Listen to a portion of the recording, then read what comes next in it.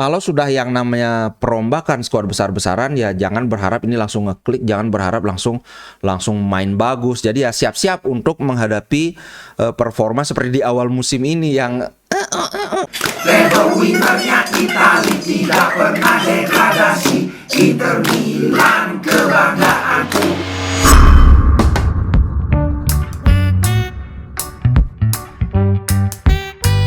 Halo Sobat Ngomin, apa kabar? Kembali berjumpa dengan Ngomin.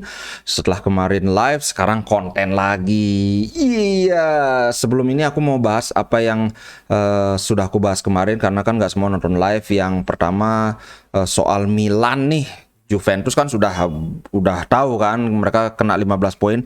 Ada kemungkinan mereka akan kena tambahan pengurangan poin lagi. Nah, untuk Milan kemarin aku memang bilang kalau dari sumber resmi itu yang ada cuma soal ini akuisisi oleh Redbird itu, katakan ada perusahaan yang punya saham minor di Milan ini nggak setuju. Nah kemudian sebelum mereka mengajukan komplain atau keberatan atas akuisisi itu, tahu prosesnya udah kelar. Nah itu yang jadi masalah. Nah tapi ternyata ada lagi masalah yang lebih besar. Cuman perlu aku tekankan ini baru gosip. Aku belum nemu sumber yang resmi lah kayak La Gazzetta atau sumber gitu bahwa ternyata ada juga indikasi penggelapan dana oleh manajemen Milan. Ini di zamannya si Elliot itu. Kalau ini terbukti, kemungkinan itu Milan akan degradasi ke seri B dan ditambah pengurangan poin 25, jadi minus 25. Tapi sekali lagi ya, aku tekankan ini baru gosip. Aku belum nemu dari sumber resmi, ini baru dari medsos-medsos saja. Makanya aku kemarin nggak berani juga nyampein, tapi karena banyak yang nanya, ya udah memang kayak gitu gosipnya. Oke, itu sekilas tentang Milan. Sekarang kita bahas soal Inter dong, update Inter. Nah, soal ini Skriniar lagi, sebenarnya aku udah mulai bosen. Kebanyakan berita tentang Skriniar itu berita-berita yang benar-benar didaur ulang aja gitu, sama kayak sekarang ini kan sebenarnya berita daur ulang. Sekarang yang lagi bermasalah itu Galtier diberitakan bahwa dia ngebet pingin Skriniar biar datang Januari ini, jadi sebelum transfer musim dingin ini ditutup kan. Tapi kemudian ini menurut press conference yang dilaporkan oleh FC Inter News, dia membantah. Never said we need a new defender. Our priority is signing a right winger. Jadi saya tidak pernah ngomong bahwa kami membutuhkan pemain bertahan baru. Prioritas kami adalah signing sayap kanan. Nah ini kan mereka baru saja kehilangan Sarabia kan. Jadi kayak aneh kalau sayap kanan di sana kan ada Messi. Walaupun Messi bukan sayap murni kan, tapi maksudnya winger kanan mereka aman, ada Messi. Kemudian ada yang pemain baru lagi naik daun itu siapa? Kemudian kalau backnya juga ada Hakimi. Aduh, aku udah nggak ngerti nih yang mana yang bener karena semua saling bertolak belakang. Yang jelas Inter sudah semakin intensif pembicaranya dengan Thiago Jallo. Kayaknya udah hampir pasti, pemain masih muda. Ini aku so far sih suka ngelihat gaya bermain dia. Tapi sampai sejauh ini pembicaraan Inter dengan Thiago Jallo ini adalah untuk signing di bulan Juni atau setelah musim berakhir. Kalau misalnya sekarang Skriniar tahu ujuk cabut ke PSG, ini bakalan chaos banget di pemain bertahan Inter, karena siapa yang diandalkan di kanan? Ambrosio udah tua, lambat. Yes, dengan tidak mengurangi rasa hormat kan, dia sudah tua kan, sudah perannya dia sudah bukan pemain inti di lapangan, tapi ya perekat di ruang ganti gitu loh. Paling yang cuma bisa diandalkan ya Darmian yang turun ke posisi center back. Cuma kalau Darmian turun ke posisi center back, berarti Dumfries nggak bisa dijual. Karena Belanova, masih jauh sekali dari standar yang dibutuhkan. Itulah. Kemudian beritanya adalah Handanovic. Walaupun belum ada pernyataan resmi, tapi dari sumber yang dekat dengan Handanovic, ini menurut laporan Gazzetta loh ya, bukan aku yang ngarang-ngarang. kemungkinan besar ini katanya sudah ngomong si Handanovic sendiri bahwa dia akan gantung sarung tangan di akhir musim ini. Jadi ya mau nggak mau Inter mesti nyari kiper kedua karena Handanovic sudah akan pensiun dan sama seperti sebelumnya kemungkinan besar dia akan masuk langsung di jajaran kepelatihan Inter Milan. Itu untuk Handanovic. Kalau aku sih mendukung banget. Handanovic ini mungkin dari segi refleks dia udah jauh sekali, tapi dari segi teknik dia masih salah satu yang terbaik. Mungkin dia bisa menularkan ilmunya ke Onana atau ke siapa gitu kan. Kemudian ini lagi Roberto Pereira. Ini midfieldernya Udinese. Sebenarnya dulu Inter sudah sempat mengincar dia, tapi karena satu dan lain hal nggak jadi. Cuma ya Pereira ini bukan pemain bintang yang hebat banget. Ini untuk menambah kedalaman aja. Jadi aku nggak terlalu tertarik untuk membahasnya lebih lanjut. Ini untuk bulan Juni. Jadi ya hampir pastilah Januari ini nggak ada pemain yang masuk. Ini semua transfer yang direncanakan untuk bulan Juni, karena kemarin kan aku sempat bilang ada overhaul itu kayak rombak besar-besaran squad di bulan Juni nanti. Aduh, jadi kalau sudah yang namanya perombakan squad besar-besaran ya jangan berharap ini langsung ngeklik, jangan berharap langsung main bagus. Jadi ya siap-siap untuk menghadapi performa seperti di awal musim ini yang naik turun gitu.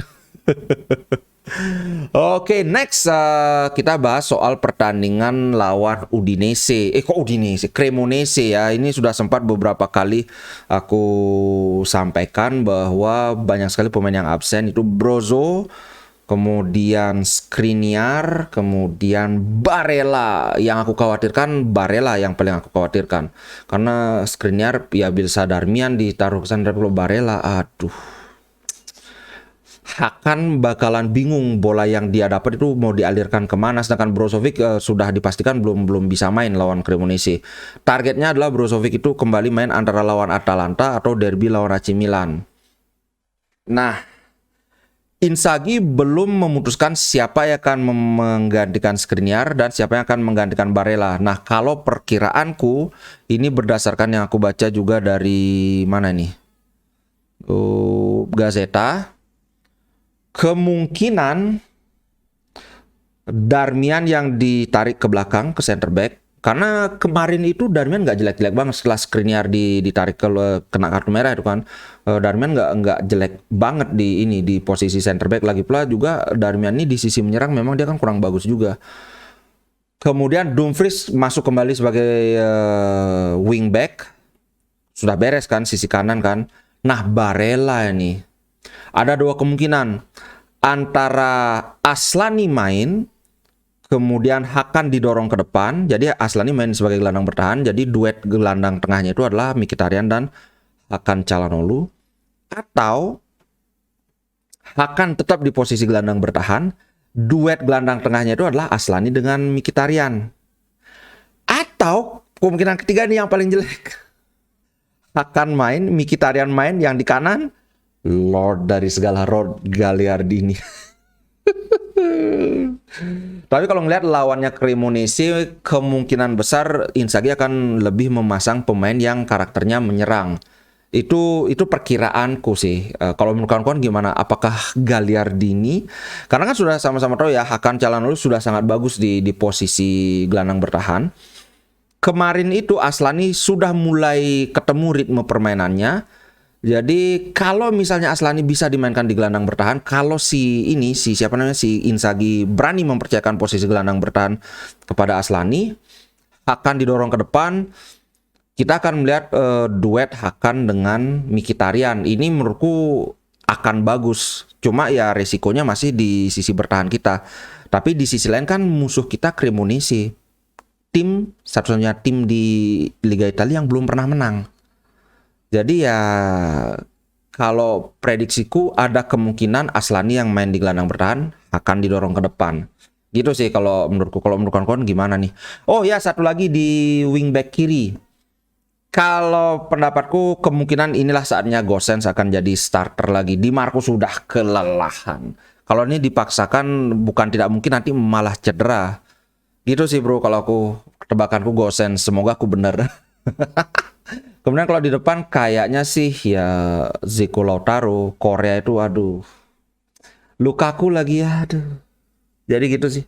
Menurutku Lautaro dan Zeko. Alright guys, itu update untuk hari ini. Itu juga prediksi pertandingan lawan Cremonese. Jangan lupa kita nonton bareng dong. Cremonese lawan Inter Milan. Harus menang. Kalau ini sampai kalah, aduh parah. Lawan juru kunci, lawan tim yang belum pernah menang di Serie A sampai kalah. Aduh. Aduh, ngehe ini, ngehe. Bukan tidak mungkin posisi Inzaghi bisa terancam. Bukan tidak mungkin loh, tapi kalau aku sih enggak sih kayaknya, karena walaupun di Serie A lagi ngehe, tapi di Liga Champions bagus, di Coppa masih lanjut, Super Coppa juga baru saja juara, jadi kayaknya kurang masuk akal cuma gara-gara kalah 2 kali berturut-turut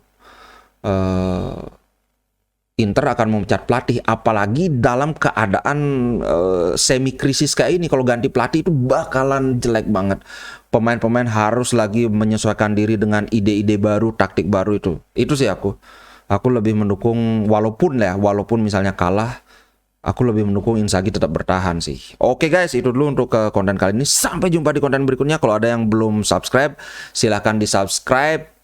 Silahkan di like kalau menyukai. Jadi sampai jumpa nanti kita live reaction. Oke, ciao guys. Inter Milan di dadaku, biru hitam warna darahku. Level winnernya Itali, tidak pernah degradasi. Inter Milan kebanggaanku.